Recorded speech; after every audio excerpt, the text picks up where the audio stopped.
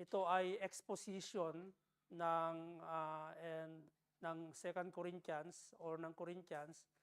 And the book of Second Corinthians is all about ministry, Christian ministry. So what I do remember here is that I think Pastor Cornelio already discussed chapter 6. Okay? But siguro brief na lang siguro review na lang leading up to the passage, this passage sa chapter 6 to chapter 7 verse 1. Ito yung yung urging ni Paul sa Corinthians na ma-reconcile sila sa Diyos. What is the reason to be saved? Okay? So every group of professing believers has the possibility of unbelievers in it.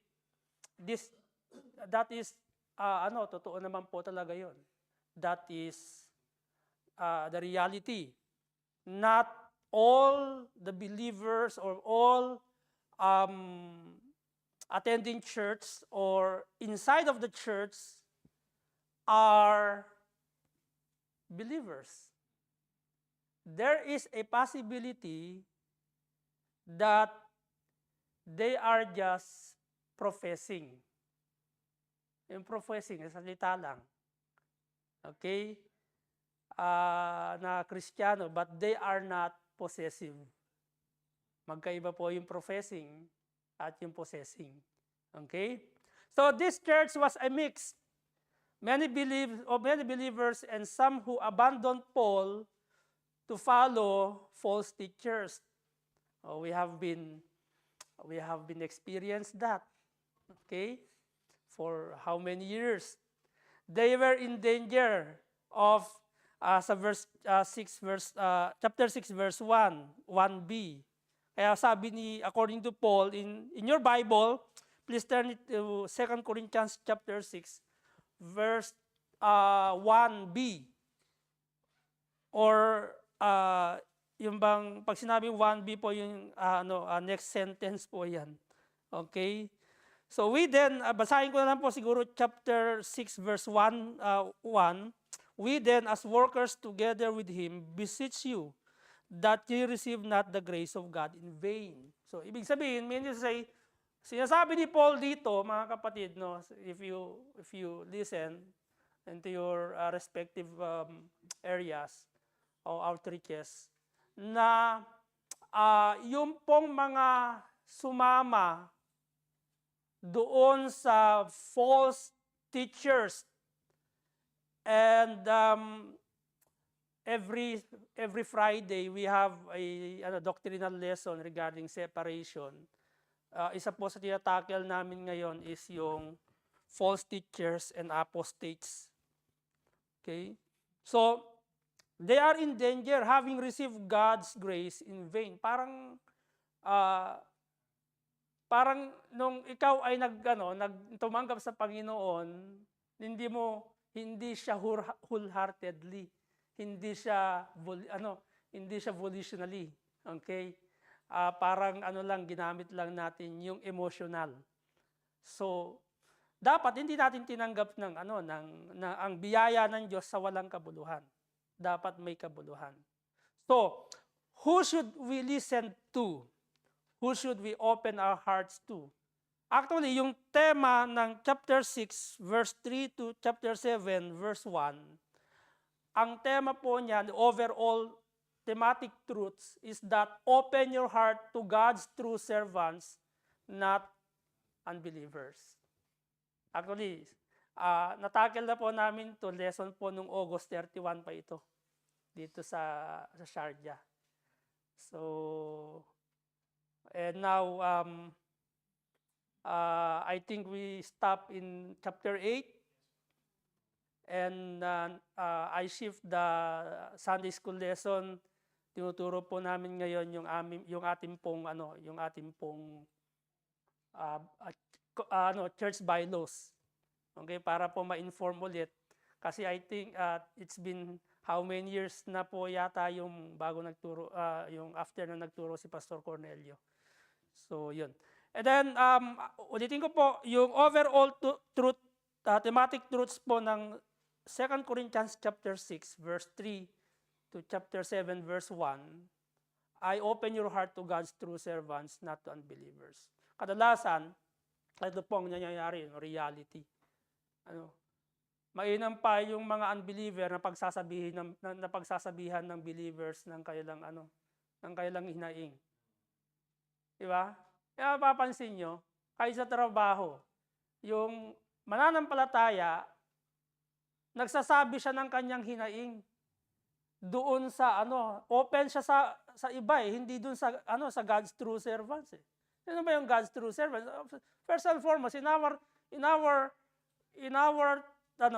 generations, there is a pastors, or we have a deacons, we have a preachers, we have leaders in the church, associates. So sila po yung God's true servants. Or even yung ating kapwa mananampalataya na matatapat at sila ay matured spiritually. So tayo dapat ang sinasabi ni Paul dito, doon tayo mag-o-open. Hindi sa unbelievers. Okay? So yun po yung thematic truths dito. So tanong dito, who are God's true servants? Sino naman yung totoong God's true servant? At ano yung kanilang katangian? O what are their characteristics? Okay? Number 1. God's true servants endure hardships, live godly, and are treated in opposite ways. Chapter 3, verse 3 to 10. Mababasa po natin dyan sa verse 3 to 10. Okay? So, kung babasahin po natin, verse 3 to 10, give no offense in anything, that the ministry be not blamed. But in all things, approving ourselves in the ministers of God, in much patience. Look at your Bible. These are the characteristics of a true servants of God. But verse number 4, but in all things, approving ourselves, ang sabi ni Pablo, as the ministers of God, in much number 1, patience, in afflictions, in necessities, in distresses, in stripes, in imprisonments, in tumults, in labors, in watchings, in fastings. And yung fastings, a while ago, I heard Preacher Angelo, they have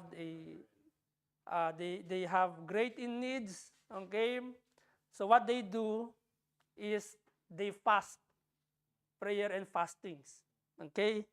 So, yun. By pureness, by knowledge, by longing, or by long suffering, so to speak, by kindness, by the Holy Ghost, by love unfeigned, o genuine.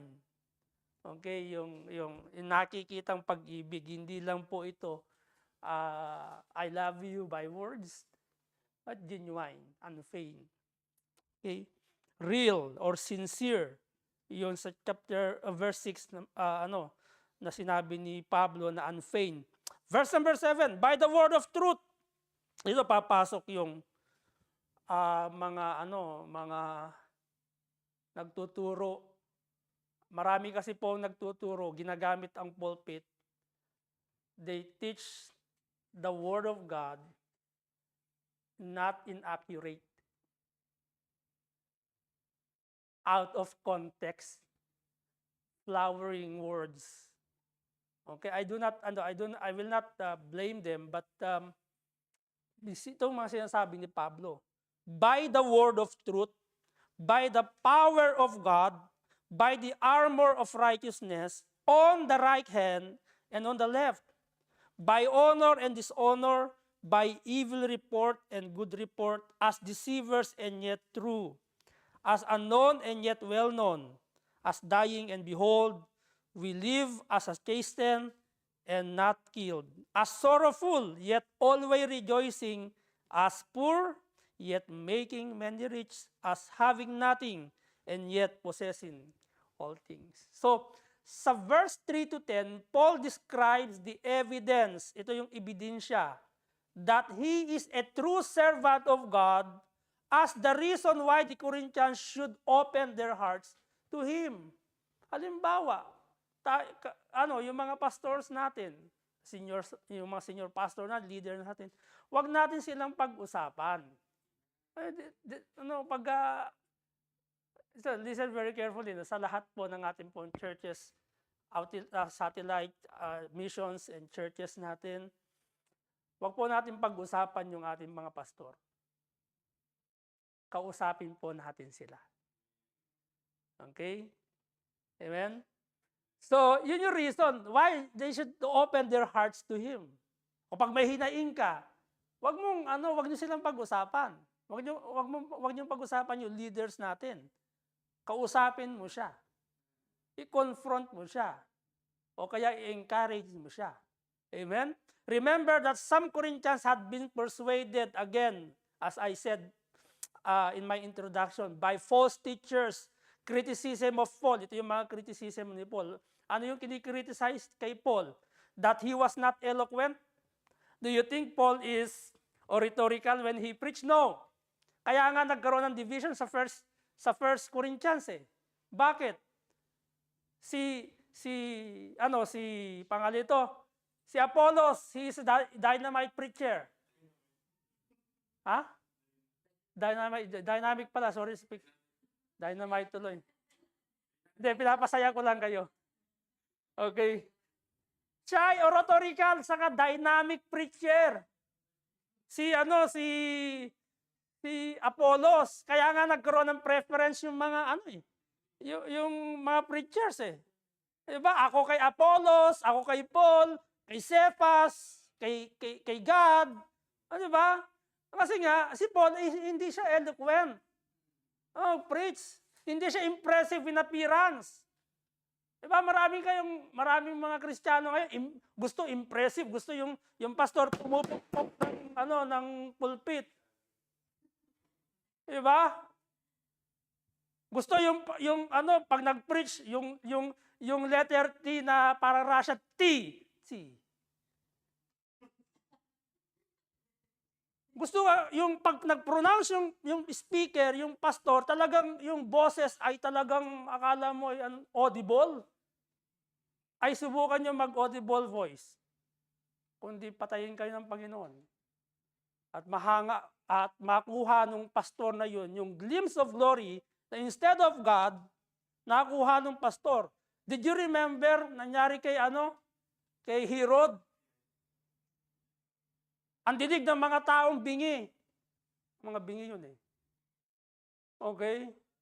It is the voice of God daw. Anong ginawa ng Panginoon? Ay kinain ng uod si Herod the Great. Si Herod, habang nag-i-speech sa harap ng maraming tao, namatay. Yung ba gusto niyo? Kukunin ng pastor o ng preachers yung glimpse of glory habang sila ay nagpipreach sa Panginoon, na instead na mag-glorify ang Panginoon. Yun ang critics dito kay Paul. That he was not eloquent, not impressive in appearance, not widely popular. Hindi siya sikat. Amen? Gusto natin pag tayo pa naman ugali natin mga Kristiyano, na pag nakita na matandang pastor, patriarch, sinasabing patriarch, pakuha tayo ng signature, papicture tayo, dikit tayo sa kanila. Bakit hindi natin gawin sa Diyos yun? Amen? Parang ginagawa na natin silang Diyos, which is not. They are just a human like you, like me. We don't need to glorify them. Instead, okay, let's learn to them, to their experience. So these false teachers and many Corinthian believer had a worldly view of the characteristic of God's true servant. Kaya kinorek sila ni Paul. Paul corrects that here by giving true characteristic of God's servant. Binasa natin kanina, if you look your Bible, if you follow me while I read a while ago, yung chapter 6 verse 3 to 10, nandun po yung true characteristics ng katangian ng totoong lingkod ng Diyos. Diba? Mo, maraming mga ngayon, ayaw maghirap, gusto convenient lang. Diba? Ito mo naman yung experience nila. Okay? Sila ay nagtiis sa maraming paghihirap, sa pangangailangan, sila ay nadidistress. Meron na ba na-distress sa atin dito? Dahil nape-persecute tayo sa ating mga neighbors na Muslim? Hindi pa naman tayo pine-persecute eh. Diba? Hindi pa naman sinashut yung kinuklose yung ating gate para wag sumamba. Diba? Anong afflictions na maraming Kristiyano ngayon? Trabaho. Diba? Sarili. Yun. Okay? Number 1 doon si Katam. Katamaran. Okay? Amen? So, yun. So, letter A. Subpoint A, so to speak. God's servants are not a stumbling block to people accepting their ministry. That the ministry be not blamed or ma-discredit o found faulty, like faulty wiring, di ba? Uy, nagkaroon ng blackout. Bakit? May faulty wiring. Okay, nahanapan ng butas. Nakita ng QA, di ba? Nakita niyo yung mga ng QC pala, quality control. Kaya pala nasira yung mobile eh. 'Di ba? Hindi nakapasa sa quality control. 'Di ba tingnan niyo yung mga binibili niyo ngayon dito sa UAE? Pass by what? Pass by QC o QC pass. 'Di ba? So ibig sabihin, wag tayo dito speaking dun sa mga nagpi-preach, sa mga nagli-lead, sa akin na hindi dapat ma-discredit yung hindi masumpungang mali yung ating ministry na ginagawa. Mag-preach ka man, ministry yun. Dapat hindi masumpungang faulty yung ginagawa mo. Tama dapat dito. At tama sa salita ng Diyos. Hindi kung ano-ano na lang sinasabi mo, ma-impress mo lang yung mga tao. Diba mga ganun, impressive, pero actually dishonest yung ginagawa niya, di ba? Did you hear that, brethren? So the issue here is not merely what a minister does, but what he is. Yung pamumuhay niya. He did not do or say anything that would cause people to doubt his character. Ano yun? We always use the words, we preach what we live, and we live what we preach. Diba? Hindi nakikita sa buhay, kaya bakit mo sinasabi? Are they a true believers? Are they a true servants of God? Diba, napakahirap yun eh. Ang galing mag-preach, pero hindi nakikita yung salita ng Diyos sa kanyang buhay. Diba? Hindi nakikita dun sa iglesia, hindi nakikita sa ministry niya. Why? Because there is a doubt in his character. Yung character niya hindi umaayon sa sinasabi niya. Kaya ito yung dinidefend ni Paul. Ito yung ini-encourage ni Paul sa mga ministers. Okay? This refers to godly character displayed in godly action and words. Correct? Subpoint B. Instead, God's servants endure hardships, live godly, and are treated different ways. Verse number 4. Kaya sabi ni Paul dito, approving ourselves as the servants of God. Approving means commending, nag-commend siya or showing self to be approved. Okay? As ministers.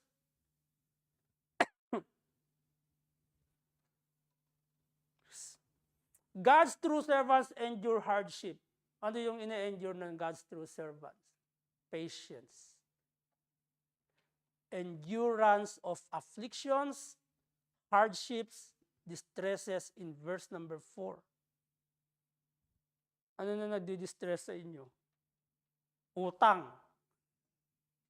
Diba? Nakaka-stress paging ngayon, utang eh. Diba? Ano yung ine-endure nyo ngayon na afflictions, na paghihirap? Hindi kayo binibigyan ng day off. Kasi nga, malaki sahod nyo, pinili nyo yung malaking sahod. Ngayon, yung pinasukan yung trabaho, malaki nga sahod, makapal nga yung bulsa nyo, manipis na yung inyong spiritual na pamumuhay. Diba? Afflictions. Ano bang tinutukoy na afflictions si Paul dito? Hindi ito patungkol sa secular. Ito ay patungkol sa spiritual, patungkol sa ministry. Okay? Hardships. Verse number 5. Kung naranasan nyo beatings or stripes, imprisonments, nakulong na ba tayo dahil tayo ay nakitang nagbabahagi ng Word of God, nagsishare ng gospel, tapos pinatawag kayo katulad ng ating pastor, no? Yung ba nakita kayo sa akto ng pulis, oy, ano ginagawa mo? Nagsishare ka ng gospel. Ano yan? Kukunin kayo, tapos dadaling kayo sa hospital, sa kulungan. Di ba? Tapos every Friday, hindi pa kayo makalabas. Dito pa naman, pag every Friday, dati, may may beatings dun eh. Di ba? May stripes dun eh. Sa Saudi yata yun. Hindi, even before, dito meron. Okay? Tumults, riots, ayan, laborings, watchings. Ito na, sleepless nights. Bakit sila sleepless night? Ano yung sleepless nights mo ngayon? Dahil hindi mo pagsunod sa Panginoon? Or dahil hindi ka makatulog dahil sa mga hirap at na pinagdadaanan mo, masakit ang katawan mo, hindi ka makatulog. Diba?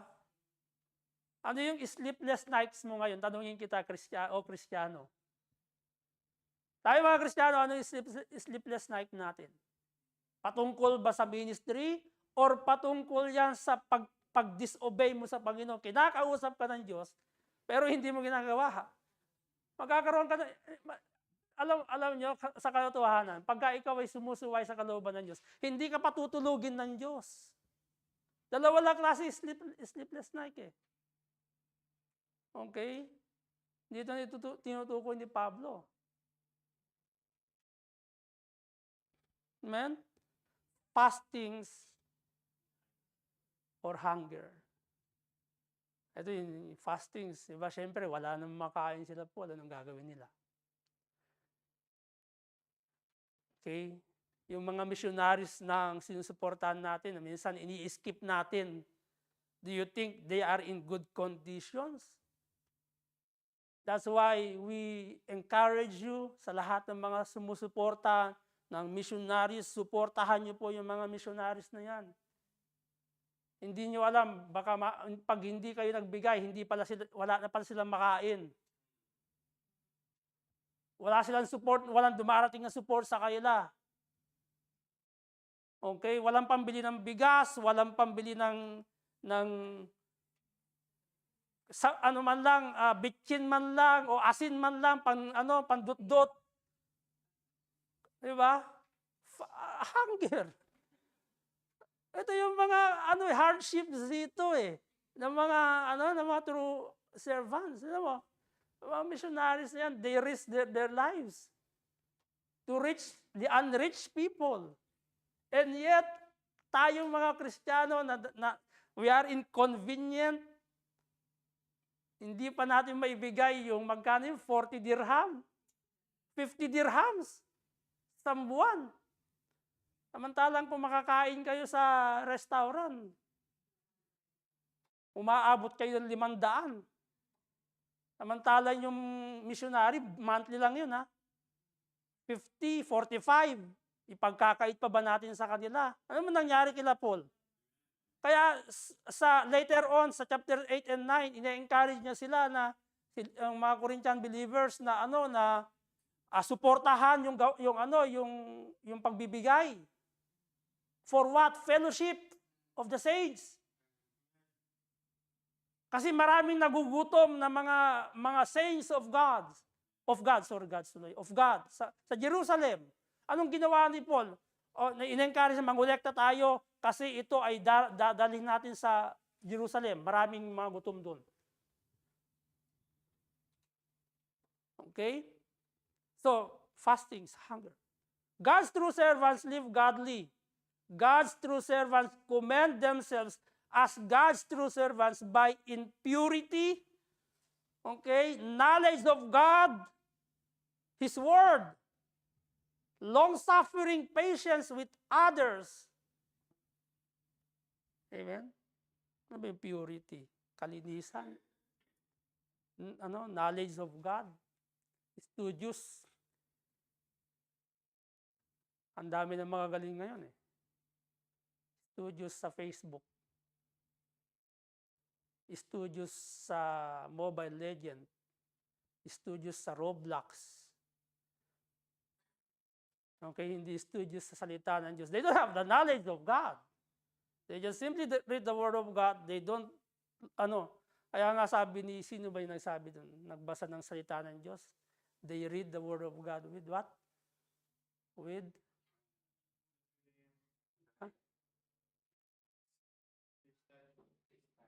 sa New Testament believers, binanggit din sa Old Testament, sino nagsabi doon? Si Nehemiah or si Ezra? Si Ezra, right? They read the Word of God with what? They value the Word of God. They read the Word of God with understanding. And not only they understand the Word of God, they wanted to live with the Word of God. Another term of knowledge of God here is pertain to Jesus Christ, a gospel. That we know that the personification or the personification of wisdom is no other than the Lord Jesus Christ, His Word.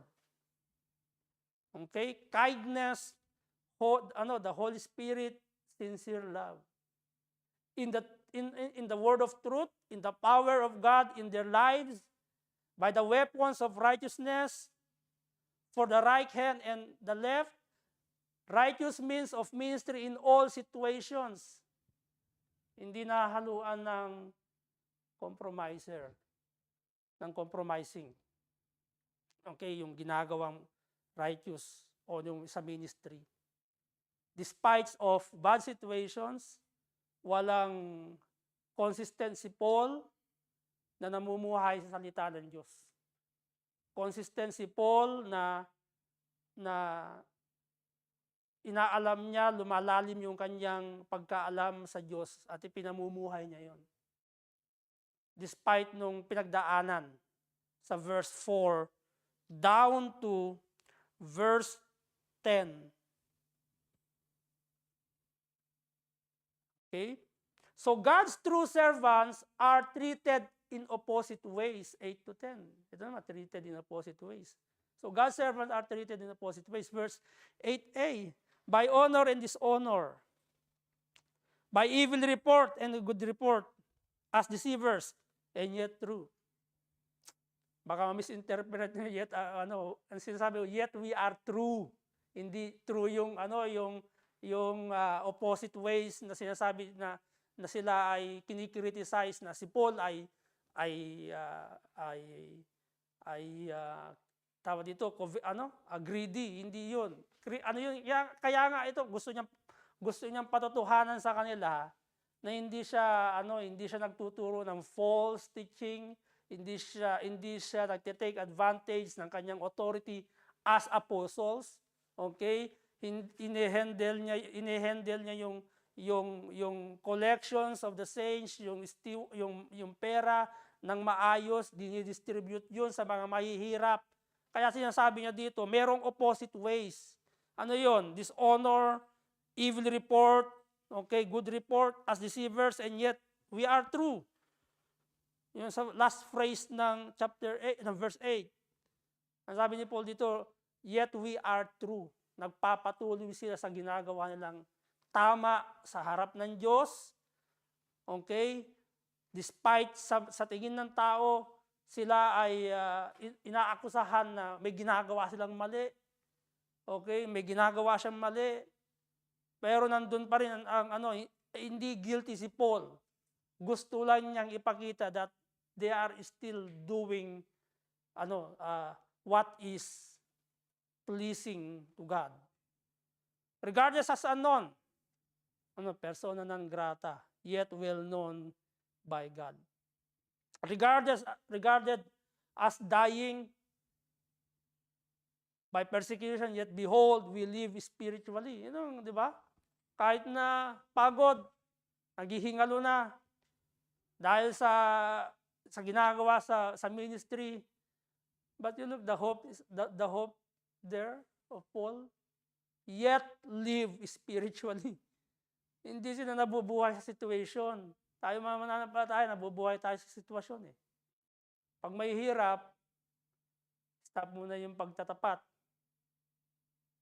Actually, pag kayo ay nabubuhay sa sitwasyon, lahat apektado.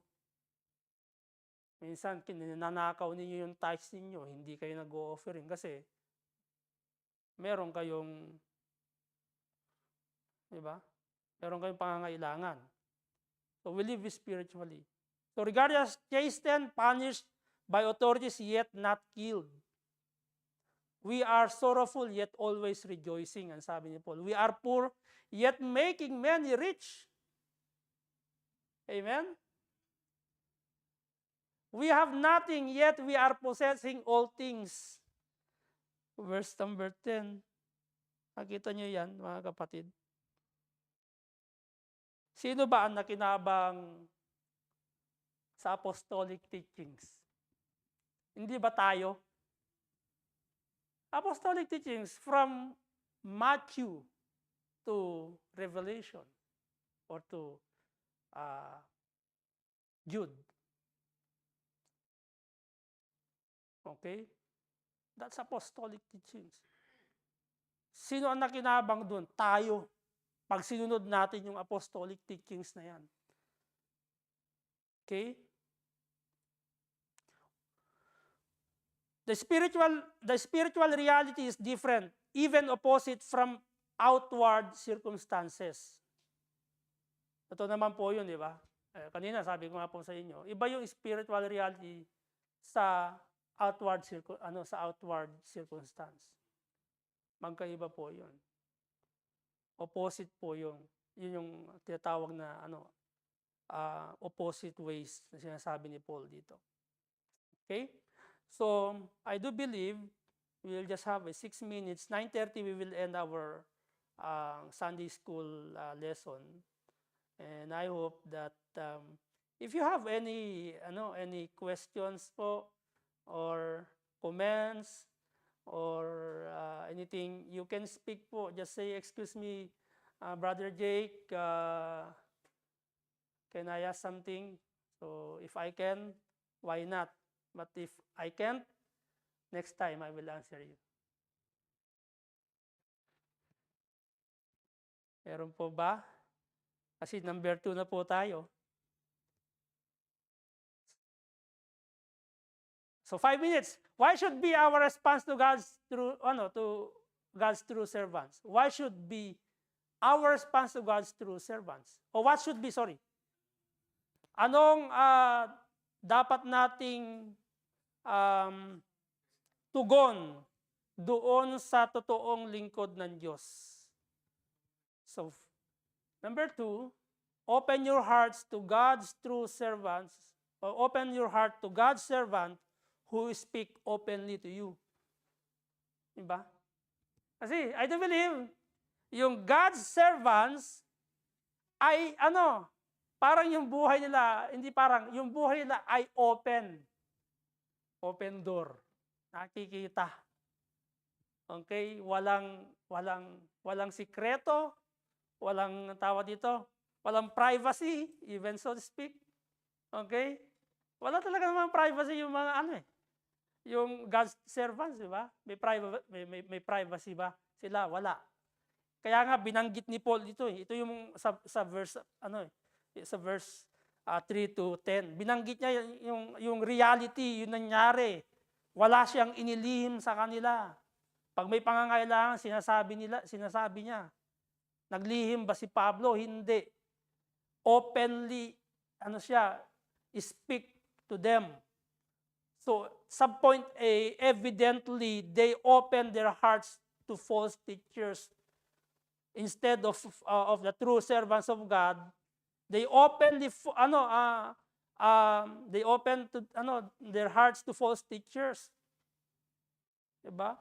Mainam pa sila, yung mga unbelievers na yan, and withheld their affection from Paul and his co-ministers. Mabuti pa yung mga unbeliever, nakakarinig sa believers ng di ba? Open sila. Hindi dun sa So, wag niyo pong gawin yun, po. Okay? Wag niyo pong gawin yun. Kung meron po kayong mga gustong i-open, sama ng loob, mabuting loob, tama yung loob, okay? Lamang loob, lahat ng nasa loob mo, i-open mo. Okay, sa God's true servants. Don't get me wrong, po. Ibig sabihin yung hinaing mo. Huwag mong sabihin sa unbelievers. Sabihin mo sa in charge, sa pastor, sa deacon, okay? Kasi pag binanggit mo sa iba, lumalabas, magiging gossipers ka. Diba? At, tawag dito, naninirang puri ka na. Oo. Sasabihin naman ng unbelievers, hindi mo na kami maimbitahan. Sinabi mo, diba? Hindi ka nagsasabi sa pastor mo. Hindi ka nagsasabi sa preacher mo, sa in charge nyo. So, diba? So, sinisira mo rin yung sarili mo. Kung totoo kang Kristiyano, kasi kung hindi ka totoong Kristiyano, parang lumalabas dito kasi yung mga hindi totoong Kristiyano, nagsasabi sa mga talagang specific na unbelievers. Diba? So Paul urged them to open their hearts to him and his fellow ministers. Why? They have proven themselves in many ways to be God's servants. They have opened their heart to to disbelievers. Ano yung evidence? They have opened their mouth to you. Okay?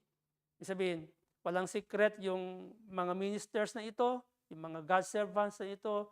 Sa panahon natin, ito yung servants of God, yung pastor, yung preachers, deacons, leaders of the church. Okay? They are open.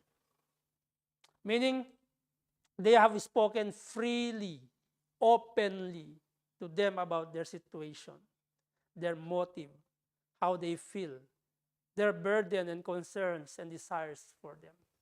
Dapat ganun din tayo. Okay? Hindi ko na po tatapusin. Tapos na po tayo yung oras. Maging open po tayo sa pastor natin. Okay?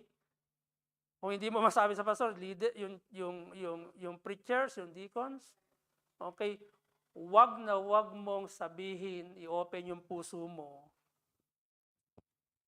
sa unbelievers. Okay? Magsabi ka doon sa loob, doon sa mga matured Christians, matured believers.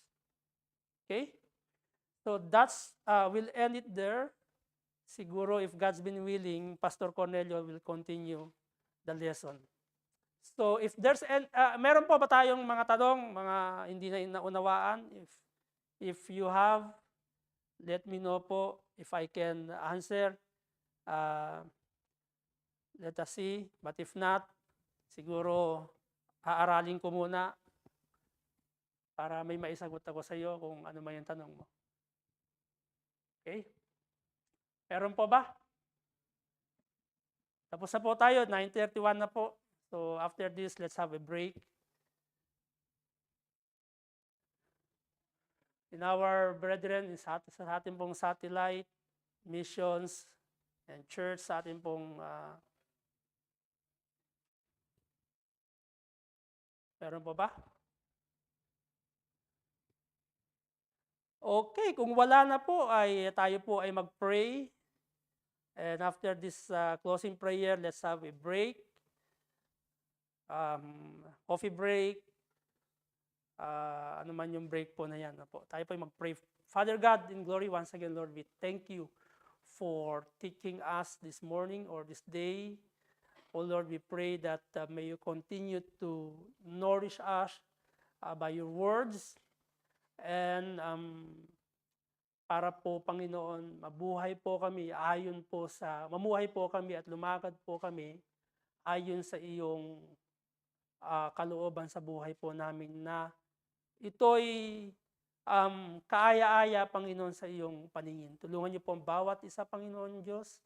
Tulungan niyo po kami na patuloy po kaming lumakad na kalugod-lugod, Panginoon, sa inyo.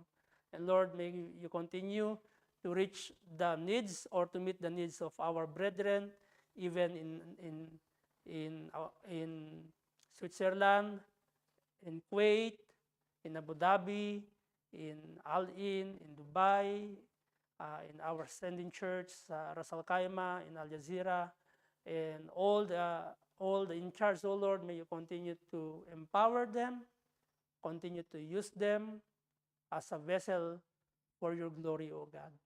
Lord, we commit our break time to you. May you bless the foods that we are going to eat, the coffee, the bread, na maging nourishment, Panginoon, sa amin pong lupang pangatawan.